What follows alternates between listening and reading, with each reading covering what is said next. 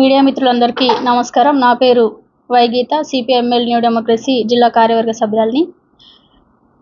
Parliament ఎన్నికల సందర్భంగా ఈరోజు వామపక్షం అఖిలపక్షం ఆధ్వర్యంలో ఏర్పాటు చేసిన మీడియా సమావేశం సందర్భంగా చేవెళ్ళే కాన్స్టిట్యున్సీలో బలమైన ఇండియా కూటమి అభ్యర్థిని గెలిపించాలి. అదేవిధంగా దేశంలో ఉన్నటువంటి బీజేపీ మతోన్మాద ఫాసిస్టు విధానాలు అవలంబిస్తున్నటువంటి బీజేపీ పార్టీని ఈరోజు చిత్తుగా ఓడించాల్సినటువంటి సందర్భం ఉంది. ఎందుకంటే గత చరిత్రలో స్వతంత్ర పోరాటంలో ఎలాంటి పాత్ర లేనటువంటి మతోన్మాద బీజేపీ ఈరోజు అధికారంలోకి వచ్చిన తర్వాత అనేక రకాలైనటువంటి హామీలు ఇచ్చి తీరా అధికారంలోకి వచ్చిన తర్వాత కార్మిక వర్గాన్ని, పేద ప్రజలను నిలువున చీల్చి అనేక రకాలైనటువంటి హింసాత్మక సంఘటనలకు పూనుకున్నటువంటి పరిస్థితి మనం ఈ 10 ఏళ్లలో కల్లారా చూసినాము.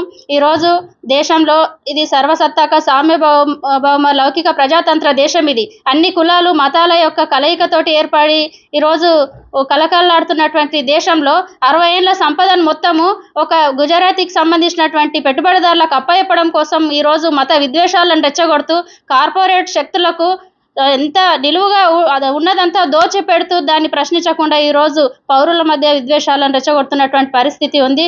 ఈరోజు రైతాంగాన్ని, కార్మిక వర్గానికి కవచంలాగా ఉన్నటువంటి అనేక చట్టాలను నీరుగారుస్తూ ఈరోజు కార్పొరేట్ వ్యవస్థలకు అప్పచెప్పడం కోసం వాళ్ళకు అనుకూలమైనటువంటి రైతు వ్యతిరేక చట్టాలను తీసుకురావడం జరిగింది. కార్మిక వ్యతిరేక చట్టాలను తీసుకొచ్చి 4 లేబర్ కోడ్లుగా ఈరోజు విభజించి అమలు చేస్తున్నటువంటి పరిస్థితి ఉంది. 8 గంటలు పోరాడి సాధించుకున్నటువంటి పని దినాలను ఈరోజు 11 గంటలుగా అమలు చేస్తున్నటువంటిది చాలా దౌర్భాగ్యమైనటువంటి పరిస్థితి. ఈరోజు పేదలకు 15 లక్షల అకౌంట్లలో ఇస్తామని ఆ రోజు హామీ ఇచ్చారు. కానీ ఈరోజు కనీసం బతకడానికి కూడా అవకాశాలు లేనటువంటి కఠినమైనటువంటి చట్టాలను అమలు చేస్తూ ఈరోజు భవిష్యత్తులో ఈరోజు మళ్ళీ బీజేపీ ప్రభుత్వం ఈనంగా అధికారంలోకి వచ్చినట్లయితే రేపు మరో స్వతంత్ర పోరాటానికి దేశ పౌరులందరూ కొట్లాడాల్సినటువంటి పరిస్థితి వస్తుంది. కాబట్టి ఈరోజు అసలు భారత రాజ్యాంగాన్ని అసలు తిరగరాసినటువంటి పరిస్థితి ఏమన్నంటే ఇప్పటికీ చరిత్రలో ఎన్ని సమీకరణలు జరగలేదు, ఎన్నిసార్లు భారత రాజ్యాంగాన్ని మార్చలేదని చెప్తున్నారు. వ్యవస్థలో మారుతున్న పరిస్థితులకు అనుగుణంగా భారత రాజ్యాంగాన్ని ఏమేం కావాలని చర్చించి తీసుకున్నటువంటిది ఉంది. ఈరోజు రాష్ట్రాల హక్కులను కాలరాస్తూ మొత్తము మనుధర్మ శాస్త్రానికి అనుకూలమైనటువంటి విధానాలు భారత రాజ్యాంగంలో పెట్టి పైనకి ఈరోజు రాజ్యాంగాన్ని చూపించాలనేటటువంటి కుట్ర జరుగుతూ ఉంది. దీన్ని అన్ని రకాలైనటువంటి సామాజిక శక్తులు అసలు తిప్పికొట్టాల్సినటువంటి సందర్భం ఉంది. ఇంకేమన్నా అంటే రాష్ట్రాల హక్కులను కాలరాస్తూ దర్యాప్తు సంస్థలను అన్నింటినీ కూడా తన గుప్పిట్లో పెట్టుకొని ఎవరు కూడా ప్రశ్నించినా ఈడీ, సిబిఐలను వాళ్ళ ఇండ్ల మీదకి తోస్తూ ప్రశ్నించే గొంతుకలన్నింటినీ జైల్లో పెడుతూ రేపిస్టులను ఈరోజు రోడ్ల మీద వదిలిపెడుతున్నటువంటి పరిస్థితి ఉంది. మణిపూర్ లాంటి మరణకాండల మీద ఈరోజు నరేంద్ర మోడీ ప్రధానిగా ఉండి స్పందించకపోవడం చాలా బాధాకరమైనటువంటి పరిస్థితి. రేపు మహిళలకు, అదేవిధంగా దళిత, గిరిజన, బహుజనులకు అసలు మనుగడ అనేది ఉండదు. కాబట్టి ఈరోజు చారిత్రాత్మకంగా బీజేపీని ఓడించడం అనేది చాలా అవసరం. కాబట్టి ప్రజలందరూ గమనించి ఖచ్చితంగా మతోన్మాద బీజేపీకి, ఫాసిస్టు కార్పొరేట్ బీజేపీకి ఈరోజు చబరగీతం పాడాలని చెప్పేసి ఈరోజు సిపిఐఎంఎల్ న్యూ డెమోక్రసీ కేంద్ర కమిటీ పిలుపునిచ్చింది. కాబట్టి అందులో భాగంగా మేము చేవెళ్ళ కాన్ఫరెన్స్లో మా మద్దతుగా మా ప్రచారాన్ని నిర్వహిస్తూ ఉన్నాం. అందరికీ కూడా నా నమస్కారాలు.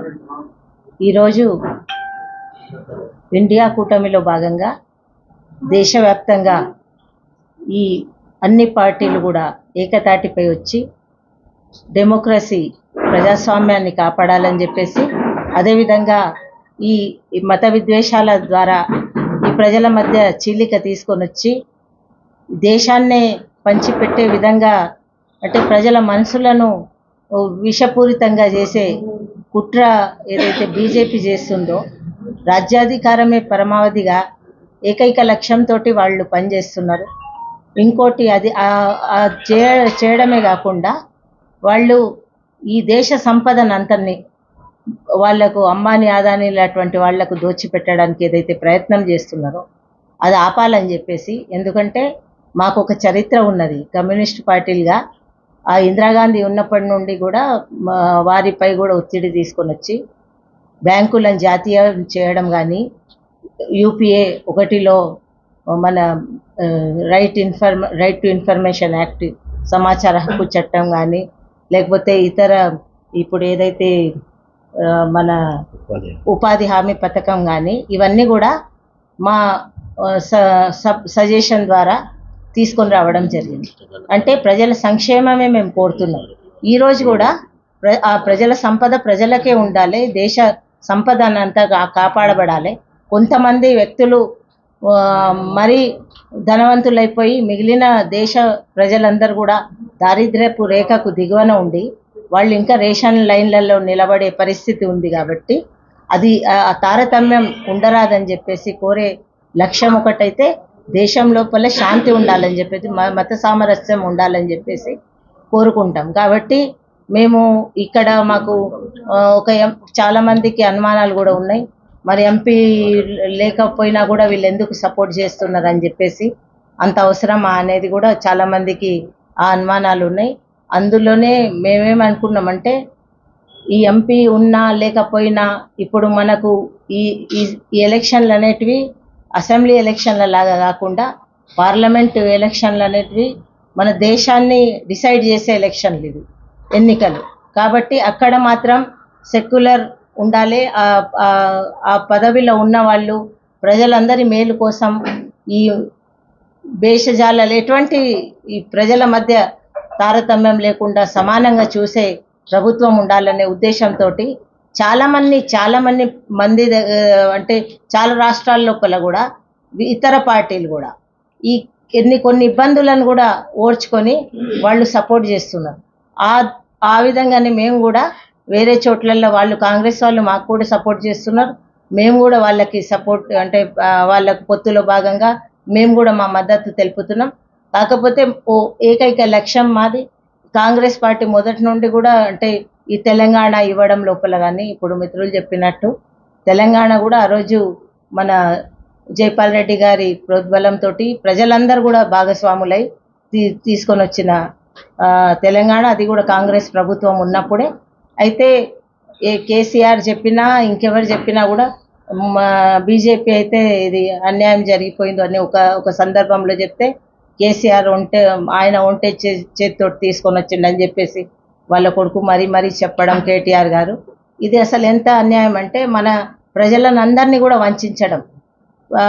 మన అన్ని ప్రజా సంఘాలు, అన్ని పార్టీలు, అదేవిధంగా పత్రికా మిత్రులు అందరూ కూడా ఏకతాటిపై వచ్చి ఆ రోజు తెలంగాణ కోసం విద్యార్థులు, లెక్చరర్స్, టీచర్స్ అందరి సహకారం ఉన్నది దాని లోపల. మేము ఒక్కరం చేసినామని చెప్పేసి ఈరోజు వాళ్ళు ఏదైతే చెప్తున్నారో అది చాలా అసలు అది ఖండించదగ్గ విషయం.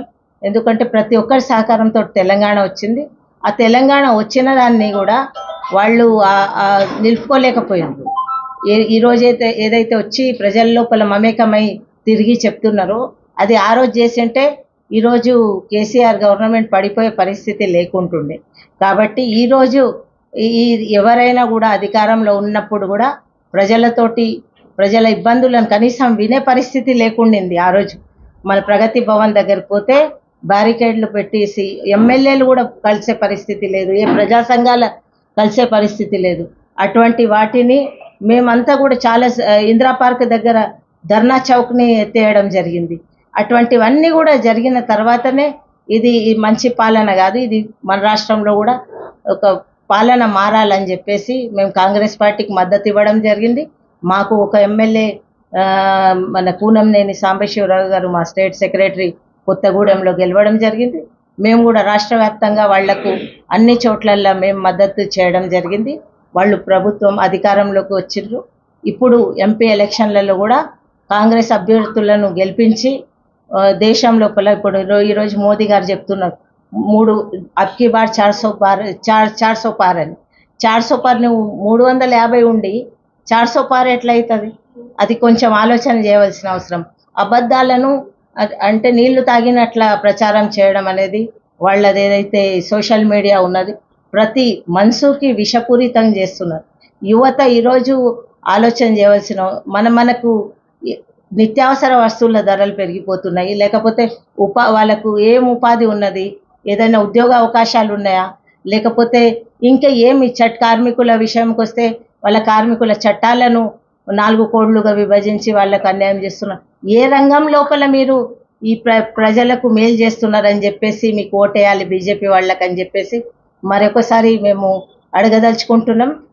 ఈ ఈ పత్రికా విలేకరుల సమావేశం లోపల ముఖ్యంగా మేము ప్రజలకు పిలుపునిచ్చేది మన బాగు కోసం, మన ఉపాధి కోసం, మనకు మంచి విద్య కోసం, మనకు మంచి వైద్యం కోసం, లేకపోతే మనకు ఒక ఇల్లు కూడా ఇవ్వలేదు ఎవరు కూడా ఇంతవరకు. ఇన్ని రోజులు అయిపోయింది, ఇన్ని సంవత్సరాలు అయిపోయింది.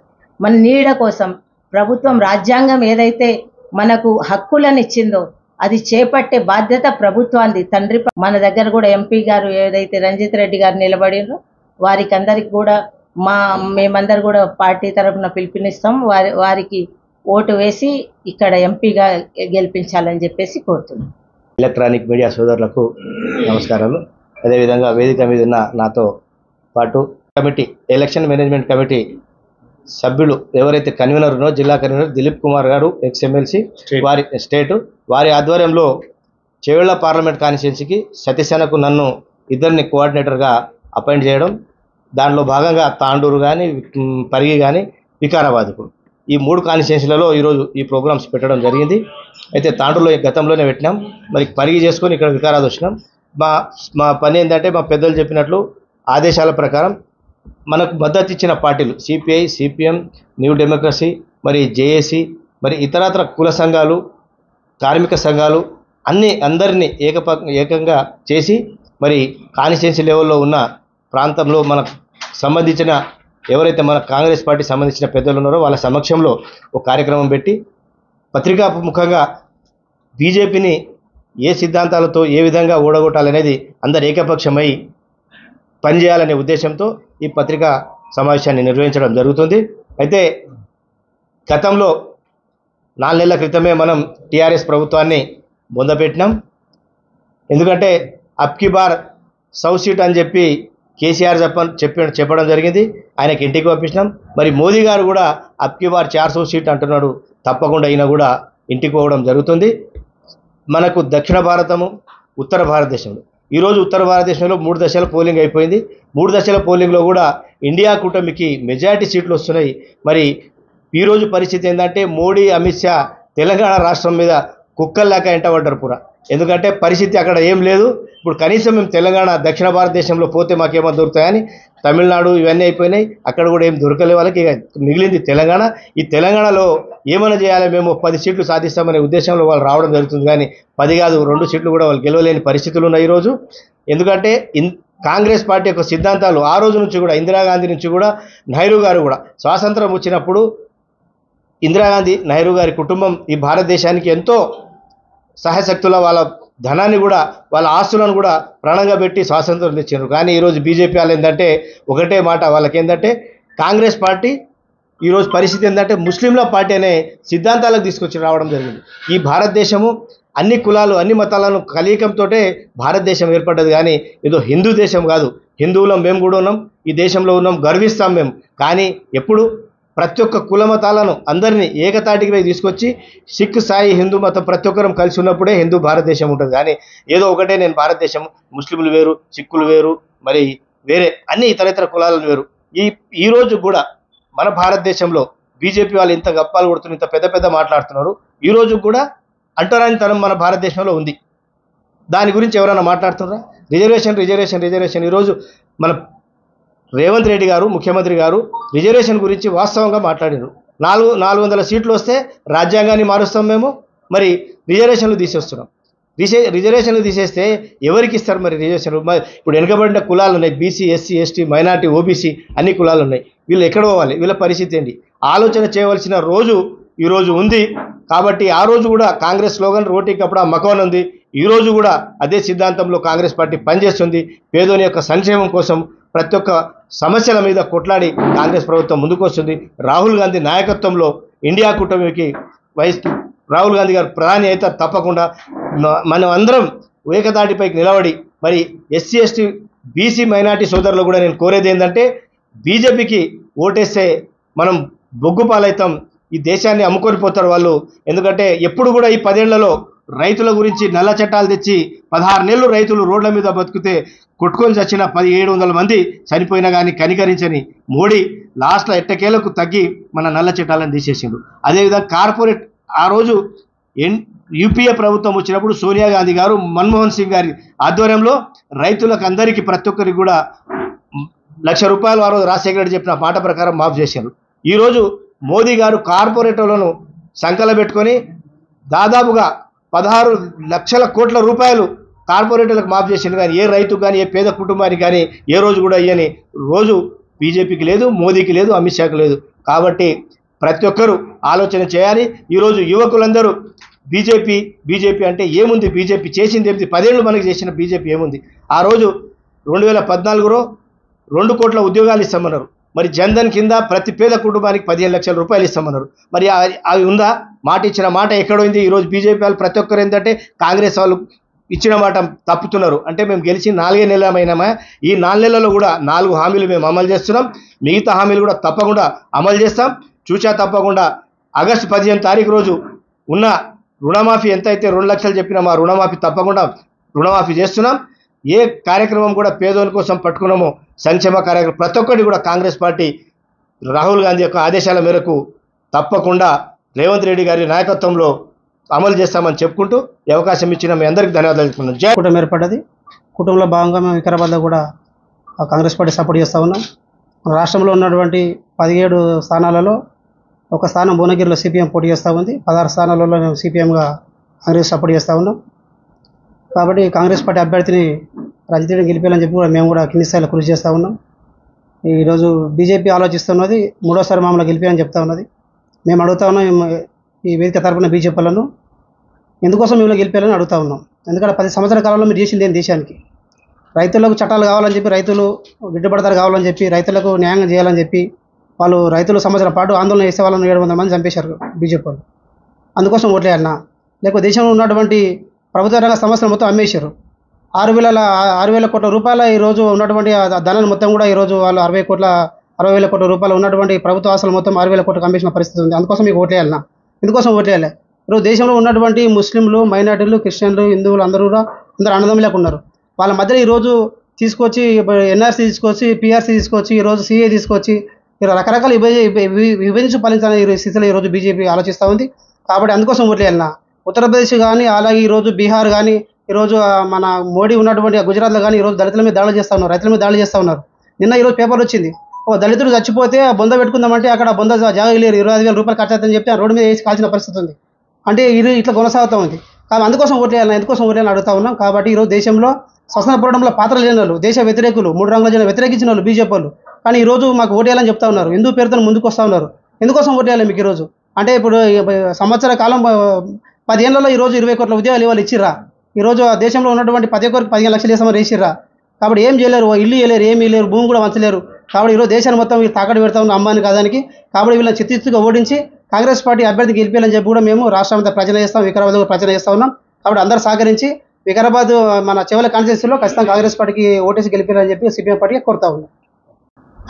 మా ఆహ్వానాన్ని మన్నించి ఈ పత్రికా సమావేశానికి విచ్చేసినటువంటి వికారాబాద్ జిల్లా ప్రింట్ అండ్ ఎలక్ట్రానిక్ మీడియా మిత్రులకు, అదే రకంగా ఇండియా కూటమి అభ్యర్థి అయినటువంటి కాంగ్రెస్ పార్టీ ఎంపీ అభ్యర్థి రంజిత్ రెడ్డి గారి గెలుపు కోసం ఏదైతే తెలంగాణ ప్రదేశ్ కాంగ్రెస్ కమిటీ ఏర్పాటు చేసినటువంటి చేవెళ్ళ నియోజకవర్గ మేనేజ్మెంట్ కమిటీ ఏదైతే ఉందో, మేనేజ్మెంట్ కమిటీ కోఆర్డినేటర్ సభ్యులుగా నేను Gauri Satish, TPCC spokes person, అదే రకంగా మిత్రులు సీనియర్ కాంగ్రెస్ నాయకులు Dharur ZPTC, Peddemul ZPTC, TPCC ప్రధాన కార్యదర్శి పెద్దలు దారాసింగన్న గారికి, సిపిఐ జిల్లా కార్యదర్శి మేడం విజయలక్ష్మి పండిట్ గారికి, అదే రకంగా న్యూ డెమోక్రసీ గీతా గారికి, అక్క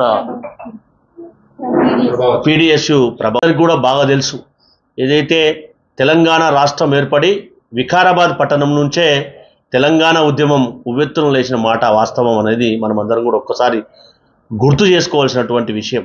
ఎందుకనంటే ఆ రోజు ఎన్టీఆర్ చౌరస్తలో లేచినటువంటి ఏదైతే ఉద్యమ కెరటం ఏదైతుందో తెలంగాణ రాష్ట్ర ఏర్పాటుకు పునాది పడినటువంటి ఈ సందర్భాన్ని ఈ గడ్డ నుంచి గుర్తు చేస్తూ కాంగ్రెస్ పార్టీ పక్షాన మరి 4.5 కోట్ల ప్రజల ఆకాంక్షను నెరవేర్చినటువంటి కాంగ్రెస్ పార్టీ ఏదైతే ఉందో ఆ పార్టీకి యావత్ తెలంగాణ ప్రజలందరూ కూడా దయచేసి గుర్తుపెట్టుకొని మనమందరం కూడా కాంగ్రెస్ పార్టీని ఆశీర్వదించవలసినటువంటి అవసరం ఉందని చెప్పి కాంగ్రెస్ పార్టీ పక్షాన అందరికి కూడా విజ్ఞప్తి చేస్తూ ఉన్నాం. ఎందుకంటే భారతీయ జనతా పార్టీ ఏదైతే 4.5 కోట్ల ప్రజల ఆకాంక్షను వెటకారం చేస్తూ మాట్లాడినటువంటి పార్లమెంట్ సాక్షిగా స్వయాన ప్రధానమంత్రి గారు బిడ్డను చంపి తల్లినిచ్చారని చెప్పి 4.5 కోట్ల ప్రజల ఆకాంక్షను మాట్లాడినటువంటి వారు తెలంగాణ రాష్ట్రంలో ఏ ముఖం పెట్టుకొని తెలంగాణ రాష్ట్రంలో ఓటు అడుగుతారో ఒక్కసారి ఆత్మపరిశీలన చేసుకోవాలని కూడా ఈ సందర్భంగా కాంగ్రెస్ పార్టీ పక్షాన విజ్ఞప్తి చేస్తూ ఉన్నాం. ఏదైతే తెలంగాణ రాష్ట్రంలో ఉన్నటువంటి అప్పుడు ఖమ్మం జిల్లాలో ఉన్నటువంటి 7 మండలాలను 211 గ్రామాలను ఆంధ్ర రాష్ట్రంలో కలిపినందుక భారతీయ జనతా పార్టీకి ఈ సందర్భంగా ఓటు వేయాల్సిన అవసరం ఉందా అని చెప్పి మనం అందరం కూడా గడప గడపకు చెప్పాలని చెప్పి వచ్చినటువంటి మా మిత్రపక్షాలైనటువంటి వామపక్షాల అభ్యర్థులందరం కూడా ప్రశ్నిస్తూ ఉన్నాం సూటిగా భారతీయ జనతా పార్టీని. ఇవన్నీ చేయకపోగా తెలంగాణ రాష్ట్రం వస్తే నిధులు వస్తాయి, నియామకాలు వస్తాయి అని చెప్పి మేనిఫెస్టోలో వారు చెప్పినటువంటి సంవత్సరానికి 2 కోట్ల ఉద్యోగాలు ఇస్తాం, నల్లధనాన్ని తీసుకొస్తే ఏదైతే గరీబ్ అకౌంట్లలో జన్ధన్ అకౌంట్లలో 15 లక్షల రూపాయలు వేస్తామని చెప్పారు, 2 కోట్ల ఉద్యోగాలు వేస్తారని చెప్పారు. మరి ఎక్కడ 15 లక్షల రూపాయలు ఎంతమంది అకౌంట్లో వేశారని చెప్పి కూడా సూటిగా ప్రశ్నిస్తూ ఉన్నాం. దాంతోపాటు 2 కోట్ల ఉద్యోగాలు ఎక్కడ కల్పించారో మీరు చెప్పిన తర్వాత తెలంగాణ ప్రజలను ఓట్లు అడగాలని చెప్పి కూడా ఈ సందర్భంగా డిమాండ్ చేస్తూ ఉన్నాం కాంగ్రెస్ పార్టీ పక్షాన. అది చేయకపోగా ఏదైతే తెలంగాణ రాష్ట్రంలో 12 ప్రాజెక్టులు కట్టినటువంటి కాంగ్రెస్ పార్టీ ఎన్డీఏ అధికారంలోకి వచ్చిన తర్వాత ఏ ఒక్క ప్రాజెక్ట్ కూడా జాతీయ హోదా కల్పించకుండా మరి అందుక భారతీయ జనతా పార్టీకి ఓటు వేయాలని చెప్పి కూడా మనం అందరం కూడా దయచేసి ఆలోచన చేయాలి. మనమందరం కూడా అభిమానించే నాయకులం, అన్ని రకాలుగా అన్ని విధాలుగా భిన్నత్వంలో ఏకత్వాన్ని ఉన్నటువంటి మన భారతదేశంలో అందరూ సమానులనే భావనను నమ్మినటువంటి కాంగ్రెస్ పార్టీ దాన్ని ఆశీర్వదించవలసిన అవసరం ఉంది. ఎందుకనంటే నేడు ఈ ఎన్నికలు ఏవైతే ప్రజాస్వామ్యానికి ఒక ప్రదక్షిణగా అంటే ఏదైతే ప్రజాస్వామ్యం ప్రమాద గంటికల్లో ఉంది అని చెప్పడానికి మరో ప్రత్యక్ష ఉదాహరణ అవసరం లేదు. ఎందుకనంటే మనం అందరం కూడా ఆలోచన చేయాలి. ఏదైతే నరేంద్ర మోడీ గారు రాజస్థాన్లో ఏం మాట్లాడుతున్నారు, ఉత్తరప్రదేశ్లో ఏం మాట్లాడుతున్నారు, ఇటీవల వారు మాట్లాడినటువంటి చాలా సెన్సిటివ్ విషయాలు, వ్యక్తిగతమైనటువంటి విషయాలను కూడా రాహుల్ గాంధీ గురించి కానీ మహిళల పట్ల కానీ అదే రకంగా ముస్లిం సోదరుల పట్ల కానీ మాట్లాడినటువంటి మాటలు ఒకసారి మనం మననం చేసుకున్నట్టయితే తాలిబొట్ల గురించి మాట్లాడడం ఎంతవరకు సమంజసం మనం అందరం కూడా ఒక్కసారి మననం చేసుకోవాలి. దాంతోపాటుగా హిందువుల యొక్క ఆస్తులను దేశంలో ఇప్పటి వరకు స్వాతంత్రం వచ్చినప్పటి నుంచి అధికారంలో ఉన్నటువంటి కాంగ్రెస్ పార్టీ ఎప్పుడైనా ఆస్తులను ముస్లిం సోదరులకు పంచడానికి అవకాశం ఉందా అని చెప్పి మాట్లాడడం ఎంతవరకు సమంజసమో ఒక్కసారి ఆత్మపరిశీలన చేసుకోవాలని చెప్పి కూడా విజ్ఞప్తి చేస్తూ ఉన్నాం. ఇవన్నీ ఒక అబద్ధాన్ని 100 సార్లు చెప్పి నిజంగా మలచడానికి ప్రయత్నం చేస్తున్నటువంటి భారతీయ జనతా పార్టీకి మన బాబాసాహెబ్ అంబేద్కర్ గారు మనకు రాజ్యాంగం ద్వారా కల్పించినటువంటి ఓటు హక్కు ద్వారా సమాధానం చెప్పాల్సినటువంటి సమయం ఆసన్నమైంది. కాబట్టి మనం రక్షించుకోవడానికి దేశంలో ఎక్కడైతే మొట్టమొదటిగా కులగణన చేసిన తర్వాత వారి జనగణన ప్రకారం రిజర్వేషన్లు కల్పించాలని చెప్పి బీహార్ రాష్ట్రంలో ప్రభుత్వం కులగణన చేపడితే ఆ యొక్క ప్రభుత్వాన్ని 2 నెలల్లోనే కూల్చినటువంటి ఘనత భారతీయ జనతా పార్టీది, మోడీ గారిది, అమిత్ షా గారిది. అలాంటి కార్యకలాపాలకు పాల్పడుతున్న వీరు ఖచ్చితంగా రాజ్యాన్ని మారుస్తామని చెప్తా ఉన్నారు, రిజర్వేషన్లు ఎత్తేస్తామని చెప్తా ఉన్నారు. కాబట్టి ఇప్పటికైనా మనం అందరం కూడా ఏదైతే అట్టడుగు వర్గాల్లో ఉన్నటువంటి వారందరం కూడా ఆలోచించుకొని మనం రక్షించుకోవడానికి ప్రజాస్వామ్యం అనేది అపహాస్యం చేసినటువంటి వీరందరికీ కూడా ఓటు ద్వారా సమాధానం చెప్పాలని చెప్పి కాంగ్రెస్ పార్టీ పక్షాన విజ్ఞప్తి చేస్తూ ఏదైతే మాకు మద్దతు తెలుపుతున్నటువంటి సిపిఐ పార్టీ జిల్లా ప్రధాన కార్యదర్శి అయినటువంటి మేడం విజయలక్ష్మి పండిత్ గారు మాట్లాడవలసిందిగా విజ్ఞప్తి చేస్తున్నాం.